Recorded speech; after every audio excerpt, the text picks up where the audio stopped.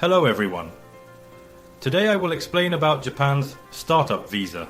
This visa is designed to attract foreign entrepreneurs by easing the initial requirements for obtaining a business manager visa. Simply speaking, this visa is a simplified version of the Japan Business Manager Visa. Starting January 1st, 2025, Japan has unified its startup visa system, potentially opening doors for even more international founders. Let's take a closer look at what's changed and how this process operates now. The key changes are as follows. 1. Two startup visa systems have been integrated into a unified system. 2. Maximum residency period has been extended to 2 years. 3.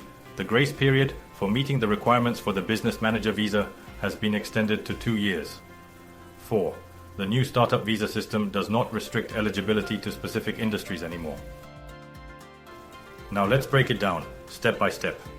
I'll explain the specific details that I think are most important for you to consider when planning a startup in Japan. Previously, there were two different startup visa systems. One of them was National Strategic Special Zone Scheme, which was providing a residency status under Business Manager, with a stay period of 6 months.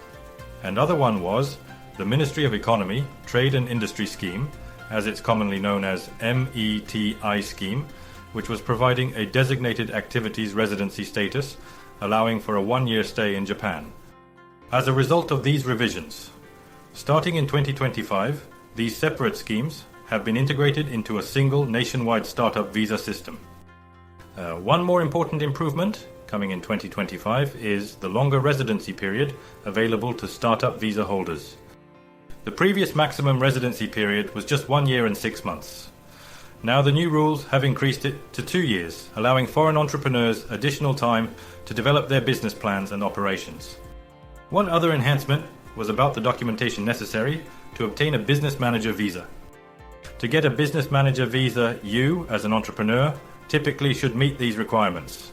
First, you need an independent office, and it is important. This is crucial.